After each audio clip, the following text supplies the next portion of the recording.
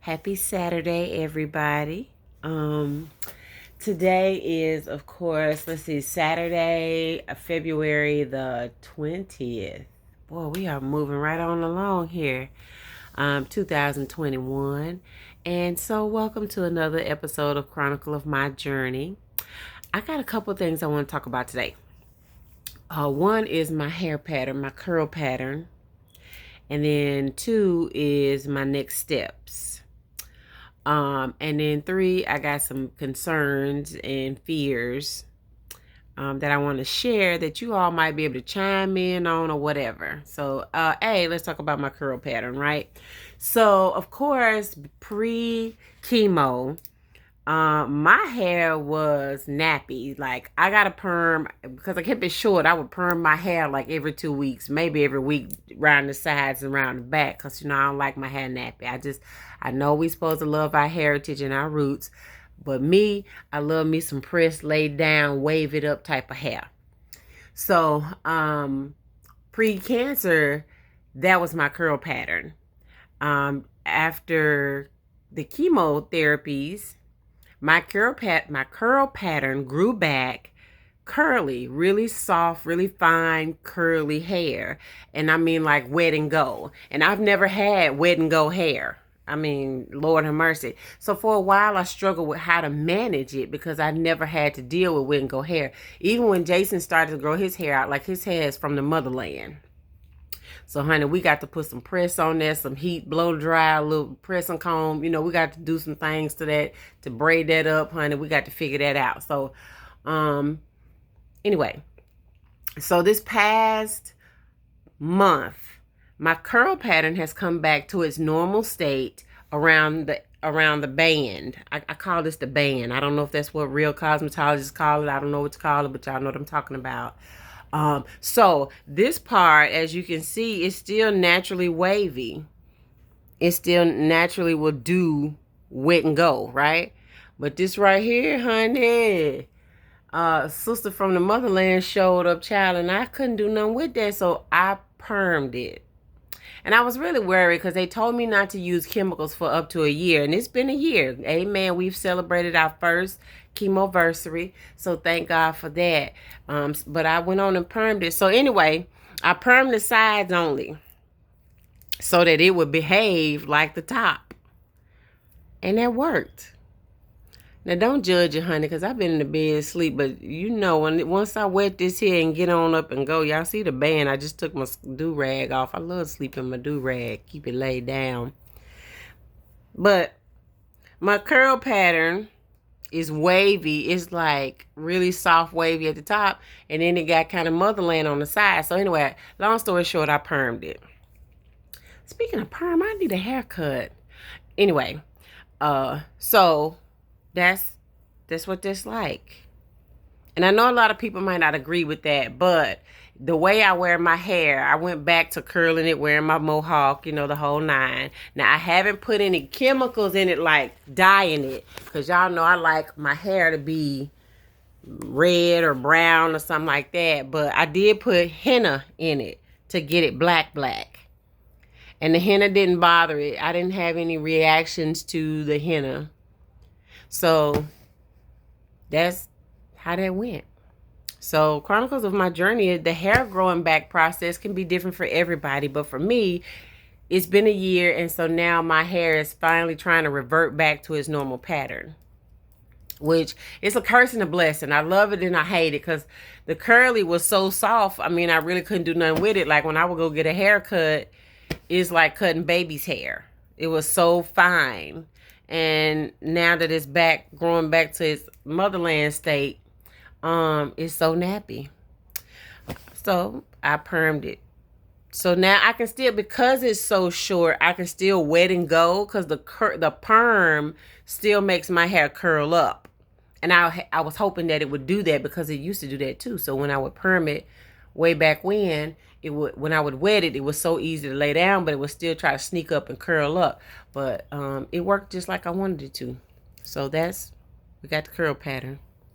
All right, bullet point number 2, next steps. So I've been going to a bunch of doctor's appointments, and I'm telling you, I literally have 7 or 8 doctors now. Most people have a primary doctor. Most ladies have a OBGYN, and that's about it. I got 8 doctors.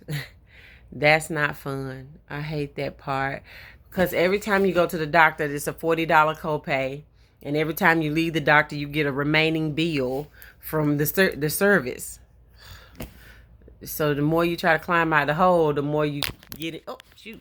The more you try to climb out of the hole, the more you get in the hole. And that's a hot mess. But anyway, some of that is attributed to aging. Some of that is normal progressive aging. And then some of that is all a byproduct of cancer. So I think a lot of things that a lot of people don't talk about is the aftermath. So kind of what we're working through at this point. I say we because I feel like y'all are a part of my journey, and I did promise that I would kind of keep y'all up to date until we walk out of this thing. A part of the journey. So we are at this point where we are going to the doctors a lot, and it drives me nuts. I hate it. First of all, I hate doctor's appointments. My doctor is in a multi-complex, so you got to fight for a parking space and walk all the way through that parking lot, and I just hate that.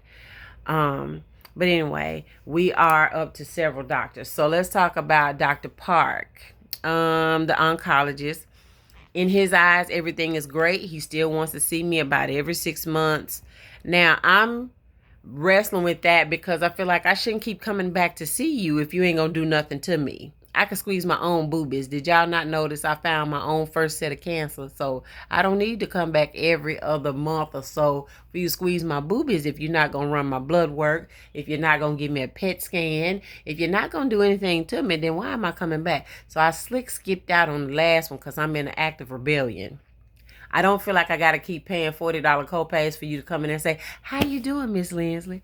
Miss Linsley's doing fine. Can I get them 40 back up out you? Because I could have called you. I could have sent you a text message to tell you how I was doing. I didn't really necessarily need to come in and give you $40 for that. So I think until we put a plan in place for how we going to save my life, I just don't see me going back to all these doctor's appointments. I'm about to start cutting these folks off because enough is enough. Moving on to Dr. Higdon, the plastic surgeon. So me and him got some business we need to tend to. So my implants have healed. Now they've done what they call drops. So let's talk about that. When you get your implants, when you first get them, it's really hard for them. I'm trying to get myself together because I don't want to freak y'all out and gross you out in no kind of way. I just want to give you the facts and let's move on with the conversation. Anywho, when you first get your implants, they sit up real high and perky, and part of what you see is swelling. So they can't really tell what is what until the swelling go down, until they sink into place. And some doctors call it dropping, until they drop into place. And they kind of fall into where they're going to be. The muscle kind of takes them in, and that's just kind of what you're going to have for the next 10 years. Dr. Hickman is a fan of changing the implants out in 10 years and turning them into all fat. But I've been tossing around the idea of just doing that now. And here's why. When I lay down to do, because I still do my myself, what do you call it? When I touch them myself, I'm just trying to make sure I don't feel another lump. So when I do my own thing, it's hard for me to figure out if that's implant, because the implant has a top and a bottom, right? So when you look at an implant, it has a top and a bottom, and the bottom has like a little plug to it. So I can't really tell if that's like the plug or do I feel another problem, right? So when you do your breast feel, you kind of got to just kind of do it like this right here, right here, right here, right here. You go all the way around. So it's kind of hard for me to tell what that is. I feel like if it's fat, then I would know the difference, because of course I knew the difference then when I felt it. That pebble feels a whole lot different than anything else. So it's hard for me to know what I'm looking for now. Um, Two, I don't like the way they dropped. I feel like they dropped and sinked in. And I wanted them more perky, like round, like a knob. And part of what I think I did, I probably messed myself up because I was just so ready to get the port out. Remember, we had the port here that went down to here, right? And so that port was driving me nuts. And I was just ready to get it all over with. So COVID all happened. And I couldn't get the saline implants like I wanted. So I settled for silicone. I think I don't like silicone. They're heavy to me. And they don't stay round to me. Now, I talked to Dr. Higdon about putting some mesh in because I was watching the TikTok doctors. Y'all don't judge TikTok. TikTok is very educational if you're following the right folks. So I followed this doctor and he was talking about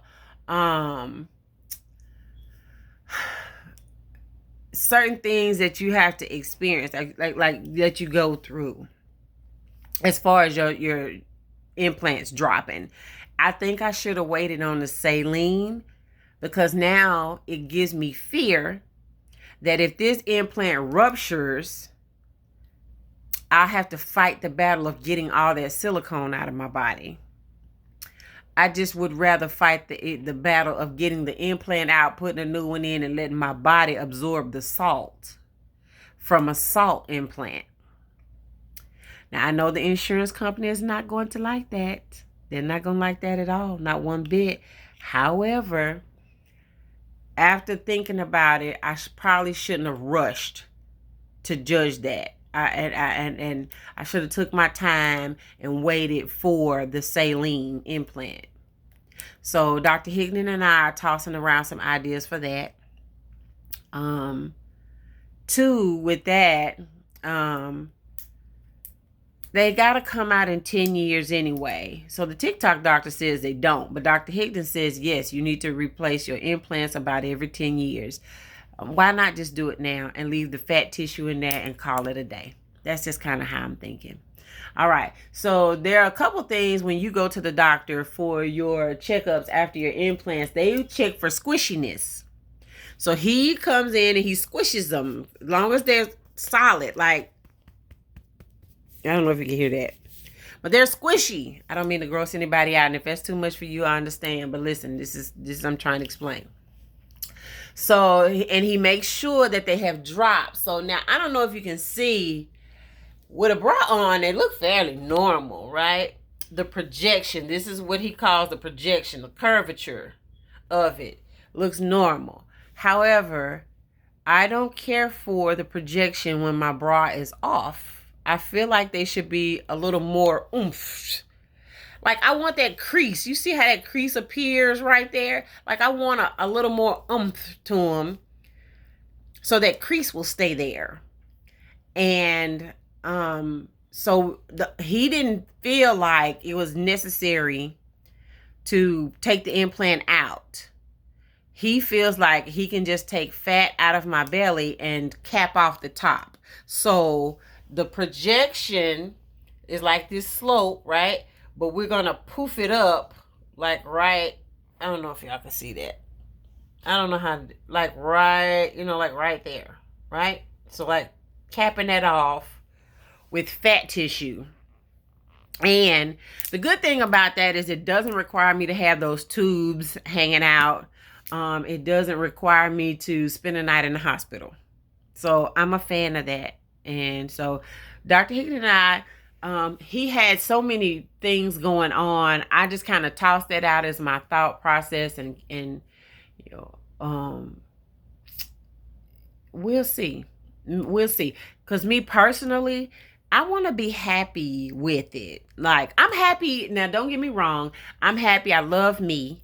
I'm fine with being fat. I'm fine with being skinny. Whatever phase of life I feel like I'm going through, I'm okay with both sides of Tish. But when I look at other women who have had implants, It just seems like to me theirs is a little more round. Not like the ugly, they so round, they so big, you can clearly tell they are fake. Because when I tell people I'm a cancer survivor and these ain't my boobies, they are in total shock. So they do look natural this way. They do look like this is the ones God gave me. But I just want a little more poof, like a little more fluff. We talked about the mesh, but apparently the mesh is not good because sometimes the body can reject foreign objects in the body. But I mean, the implant is foreign object, right? But he didn't seem to think that was a bright idea. He shot that plane right out of the sky. No, ma'am, you don't need no mesh. We're going to put some fat in there. You're going to wear that a little while. And if we need to put a little more in there, we can give you another shot or two. But what we're not going to do is go in there and start putting stuff all in your body. Okay, fine. You're right, Doc. I'm going to listen. Because I should have listened to you the last time. I really should have listened. Because the man kept saying, get them big. You're going to want some big ones. And I was like, no, honey, I'm 42. I'm ready to wear me a crop top, a V-neck, no bra. I'm ready to live my best life. I've worn a bra since I was 12 years old, child. Not a trainer, ma'am, sir. A real bra. So, honey, I was excited to live my best doggone life. And here I am now like, oh, shoot, the man was right. I should have waited and got the saline. I should have waited and got the big ones. Anyway, this is all a part of the journey, honey. This is what we're dealing with behind the scenes. Okay, so with that being explained, I wanted to wait till the weather cleared up and let's get a little bit of this Rona under control. And I want to go back in and have him do the fat transfer. And as far as we understand, the insurance company will pay for that because that's still part of what they consider to be quality of life. Now, I know some of y'all are in the insurance field, so if you got some better explanation for it, go ahead and drop that in the comments, and we'd love to read that and get some better understanding, because what I like about my journey is my job is to educate as best I can with what I experienced. Now, this is my journey. I don't know how anybody else's journey could be. You know, what I will say for you is you better be on your journey. You better be diligent to what you need to be doing, watching your body, taking care of yourself, going to your checkups, getting that blood work, the whole nine. Take care of yourself. End of my preaching. So I'll let y'all know how that goes, because for the most part, I'm pretty adamant that's what I want. I'm pretty sure I want you to go ahead and either swap these out for the salt ones, or we can puff them up with fat, or we can take, I'm not opposed to taking all the fat out of my belly, because I feel like at 43, if you take all the fat out of my belly, I can live my best life in my I still got time to be a thought. Wait, no, I didn't mean to say that. Sorry. Wait. I still got time to look cute. So that's what we dealing with. Okay. Next thing is, we were talking about the doctor's appointments. And I've been to 1,000, y'all. I'm telling y'all, I'm legit up to like 8 doctors. So one of the doctors that I had to start going to is a podiatrist, a foot doctor. I still cannot feel on my right foot. I can't feel my first 2 toes, my big toe and the toe beside it. And then on my left foot, it's just the big toe. Excuse me. And then I can't feel my right thumb. Like, it functions, but when I get cold, it'll turn blue. So the nerve damage is there for sure. I'm pretty sure it's not my carpal tunnel, because usually when that acts up, it's these 2 fingers that are out of whack. So right now, it is legit just my thumb. So I went to a podiatrist to figure out why I can't still feel my toes, because I'm still taking the gabapentin, which is for the nerve damage. But they were thinking that the nerve damage should be over by now. And it's not. So he wanted to test me for gout. So I went to him the first visit, maybe last month, and he decided that he didn't think it was gout, because he x-rayed the foot, and in the joint, he sees arthritis, something that has appeared like arthritis. But there was no swelling to the degree of he thought it would be gout. I had only heard of gout from, having to Google it and get some information from some other people. But he's very adamant that it's not that. So then he decided that it could be from improper alignment of my body. So I'm flat-footed. I don't know. Only my real friends have seen my feet because I hate my feet. I got pretty toes. I just got ugly feet. It's a difference. So, he felt pretty confident that because of that, it's pinching a nerve. And that's what's causing me pain. Because, I could be asleep, knocked out on 2 or 3 melatonin, honey, way up there on cloud 9. And that pain will wake me up and erase the melatonin completely. And I will be almost in tears with the amount of pain. And then some nights I just have to wake up and wake up and grab my toes and hold them and squeeze them because they are in such pain. I can't stop the pain. So he sent me home and said he thought it was a pinched nerve happening because I'm flat-footed. My arches have fallen so badly that they are pinching nerves. So he encouraged me to go and get some arch supports. And he was very specific to a kind that he wanted me to have, the Max, Power Max. And I ordered them on Amazon. He took me to the Amazon website, showed me the ones he wanted me to have. I ordered them in my size. They came in the next couple days. I put them in my work shoes and I wear them to work every night. And for the most part, I can tell that they're doing something, but the pain hadn't stopped. So the next thing to do is get some cortisone shots if that doesn't work. But I've missed his appointment because of this snow, because I was supposed to go see him on Thursday. But I didn't go see him because I wasn't getting out there in that snow. And I didn't care nothing about that. I ain't going nowhere in no snow and tab my new car. I ain't had the car long enough to even let the folks tear it up. So no, I ain't going. So I'll reschedule for him and see what else we can come up with. Like, I've always known that I was flat-footed. So so when I lived in Memphis years and years and years ago, I went to a physical therapy. I would go to physical therapy to try to stretch the tendons and the muscles out to release that plantar. So I had some custom-made orthotics way back then. And because they were so high, the orthotic was so high and my arch is gone, it hurt really bad to wear them.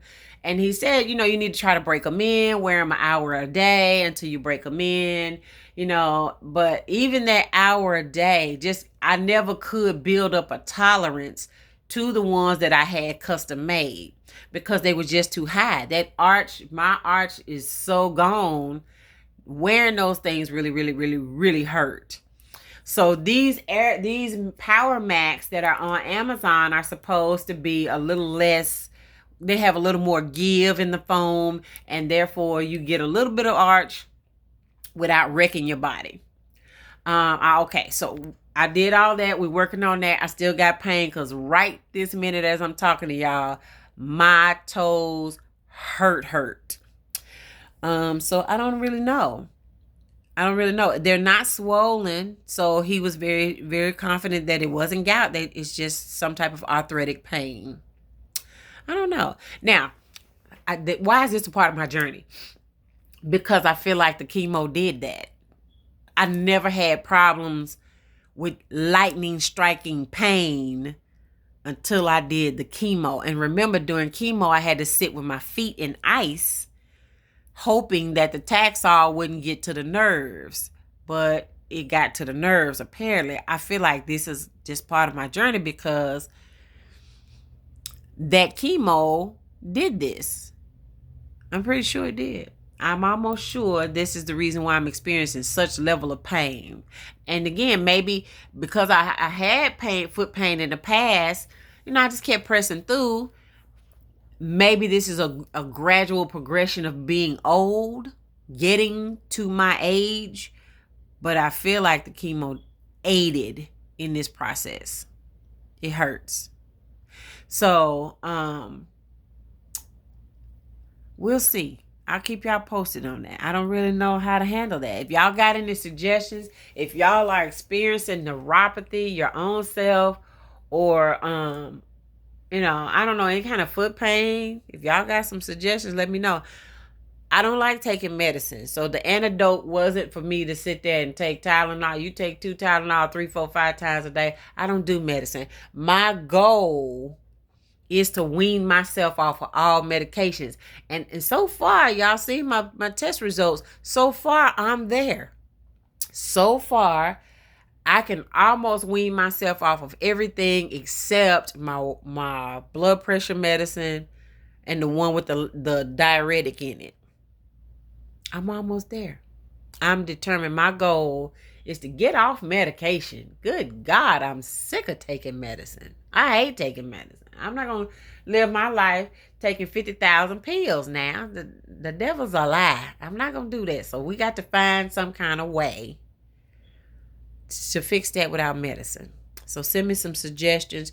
I got the physical therapy page where it says you can do specific yoga poses that will that will stretch that muscle that leads down to your ankles and feet.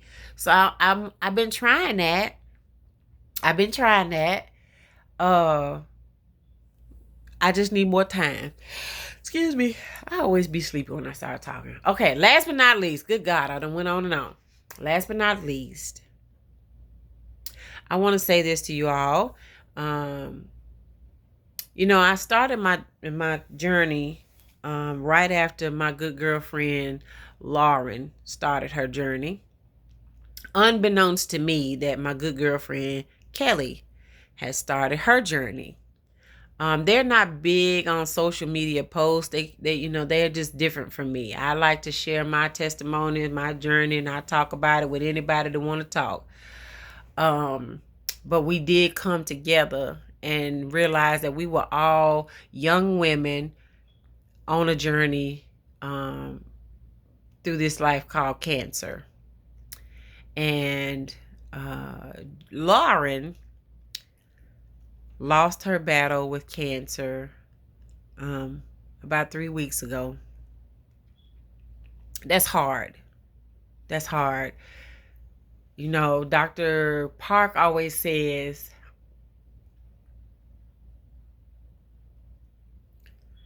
go to counseling because you don't want to live in fear. But counseling couldn't have prepared me for that. And it's so crazy because she and I had just had this talk. And we were so positive. And we were so encouraged that God would do a thing. And it's hard to wake up every day and know that she and I were on the same journey,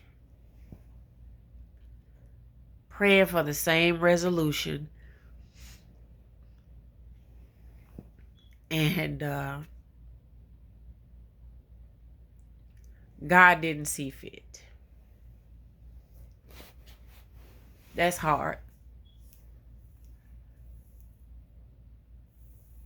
So, like he said,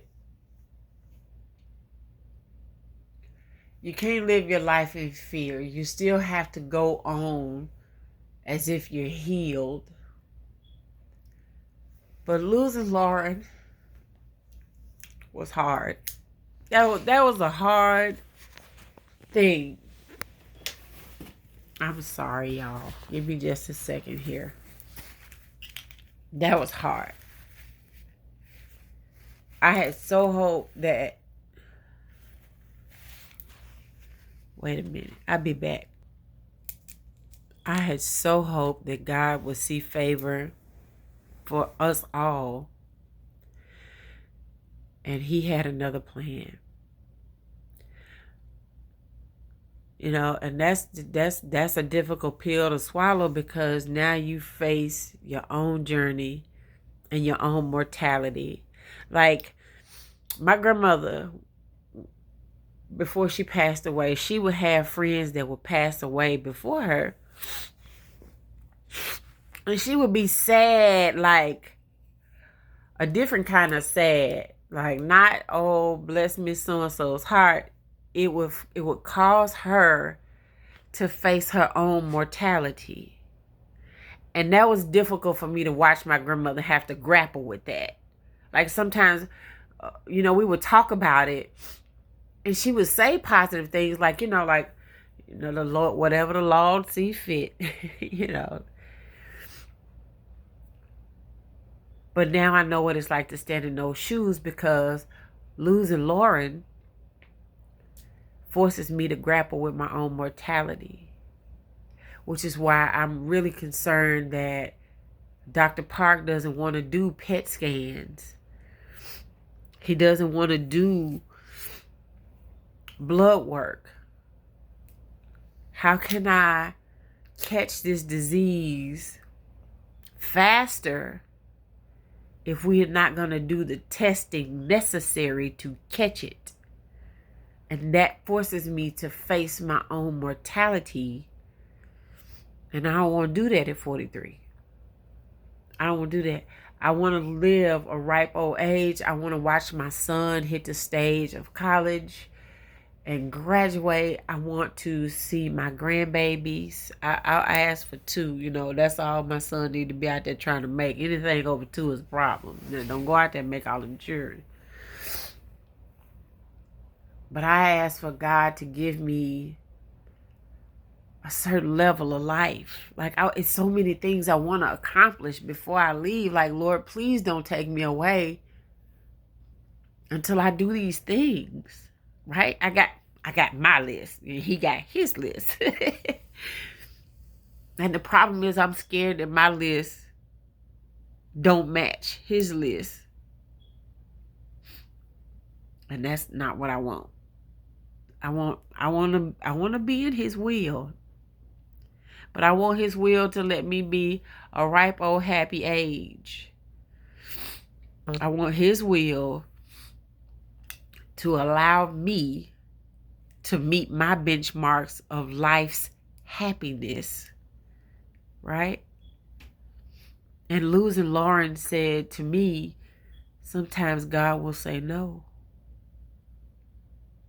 And that's tough. That's tough. That's tough. And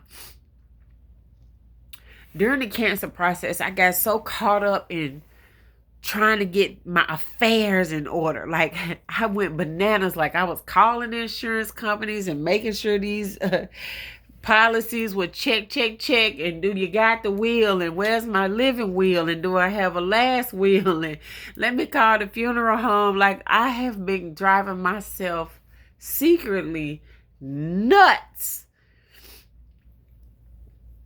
Because if I pass away and my son is still young, I don't want him to have the burden of trying to figure it all out. You know what I'm saying? And I want him to have empowerment to be able to do my services without losing his mind. Like, so what I've done, I put a folder together.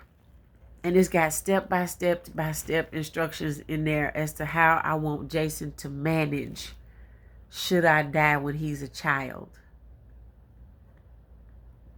And it's hard to do stuff like that because you got to know you're going to die. Like, it's clear. That's understood. But because I don't know when that date is, most of my day got consumed with spinning my wheels on how I was going to get him through the process, doing all the work myself. I don't want him to have to figure it all out, right? And some days that sends me into a spiral, into a dark place, to a sad state. The place Dr. Park said he didn't want me to go. I go there. I visit. And, you know, some days I manage it. Some days I'm at peace with my folder. It's in my file cabinet. It's in the closet. I've already said, Jason, if anything happens to me, go get this folder and start on this page right here. Go. Like, but as parents, do y'all do that? Do y'all ever even like think, what'll happen if I died tomorrow and my kid is the age that they are? What will happen to my mate or my spouse? Do we have enough money to bury me, cremate me? Have we thought about the persons that will handle my body? Have we put a plan in place for me to be able to die in peace, knowing y'all can carry on? Like, have y'all put that together? Because, I mean, if I'm 43, like, I think somebody just died. I can't remember who it was, and they were saying that they was only like 57 years old, and I was thinking to myself, Jesus, that's only like 12 years away from me. You know how fast 12 years can go by? Mortality is an ugly thing to have to face, but it's a necessary reality. And losing Lauren was my necessary reality. God rest her soul. She was such a sweet spirit, so positive. God, she was going through what she was going through, encouraging me to get through what I was getting through, and she didn't win. She won. Because heaven is such a better place to be. Yeah. But it's not the route we ask God for. And what do you do when you ask God for a route and he says no? What do you do when your plans don't match his plans? That's hard. So now I encourage you all. Now I have another fight for you all. Go check on yourself. Go take care of yourself. Go to the dentist. Go to the doctors. Go to the OB. Go to whatever doctor you need to get to. Get there. It's 2021. You should not be in a situation where you don't want to take care of yourself. And now part 2 is get your house in order. Get your affairs in order. And one thing I can say about my grandmother, when she passed away, honey, she had already met with the funeral home director. She had already laid out how she wanted it laid out, child, and all her. She had it set, honey. Grandmother said, I done paid for this. Y'all pay for this part. Sis had it together. And when I tell you, honey, when my grandmother passed away, it flowed just how she said. Get your house in order. You're supposed to have a will and a living will written down. LegalZoom is a good website to use. They'll let you write your will, your living will. You can just write it out on paper and have it notarized. Nellie, drop your business card here. Nellie will notarize it for you, and you all set, right? What I did learn is children, if you're leaving an inheritance behind, children should not be the beneficiary because they're minors. I left mine as such, but you have to put a guardian, especially if you have X amount of dollars. So you have to put a guardian over the money. So if I died tomorrow, Jason is the sole beneficiary of anything that I could possibly leave behind for him, but he needs a guardian. So his guardian over the money, over the estate of this house would be my Aunt Barbara. And so he has her support in making said decisions on what to do with the house, what to do with me, because what you don't want is somebody to come out from under your kids' feet and swipe away what you left behind for them. Or somebody to convince them that they should sell the house, take the money, and go buy Jordans, right? So you need somebody that's going to be there with some sense. And so you need a guardian.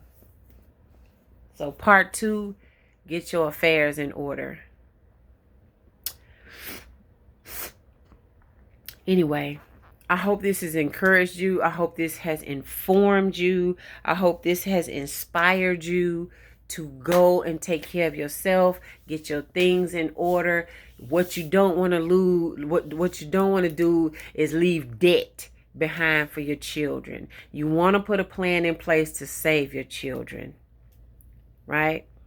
The Bible says leave an inheritance. You ain't supposed to leave the debt. You're supposed to leave them a blessing.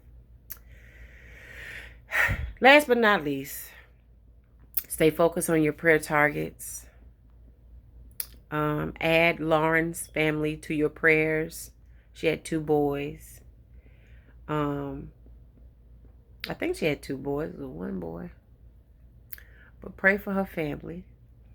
Sweet Spirit has gone on to be with God, and that's okay. God is good.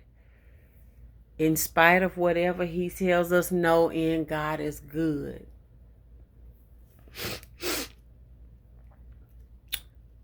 Go take care of yourself, as I always say. I love you. Have an amazing weekend. Please, sir, and please, ma'am. And I will see you in the next video.